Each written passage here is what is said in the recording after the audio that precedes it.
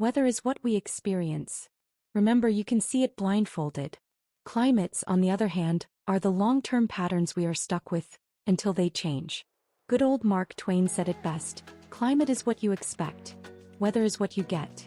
We're going to spend a bit more time on weather because it is how the sun's energy works its magic, or destruction, on the planet.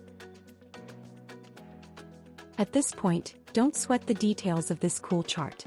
Just notice that heat energy comes in from the sun and energy goes back out from the Earth to space.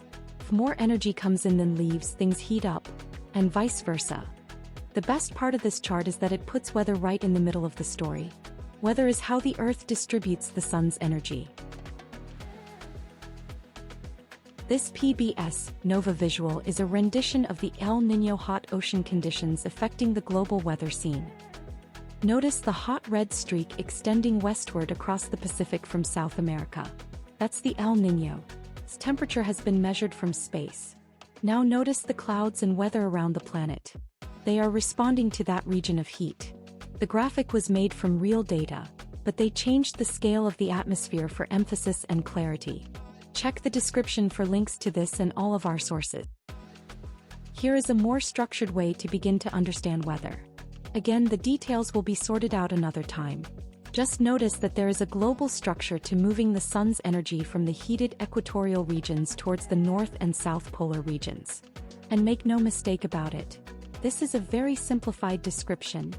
Think of this sketch as what might happen if we had no oceans and the globe was perfectly smooth. We are a long way from that in reality, but this sketch will show up from time to time because this will be key in understanding what's going on around the planet. Most of our experience with weather is from conditions in the atmosphere. There is also a huge component of energy distribution in the ocean, but it is slower. It may take years, decades, or centuries to unfold into weather in the atmosphere, but it ultimately will. Here is a depiction of part of the global circulation of energy in the ocean, bringing heat and an unusually temperate climate up to northern Europe. That will certainly be taken up in later studies, but for now we will focus on the atmosphere. So what's the takeaway from this little nugget? Here it is. The sun is the source of energy to our beautiful planet. Most of the energy gets deposited around the equator, and of course heat will have a tendency to move to colder regions. This movement of energy from the equatorial regions towards the poles is done by what we are thinking of as weather. As we go along, we'll be seeing everything as the sun's energy in motion. Can you feel it?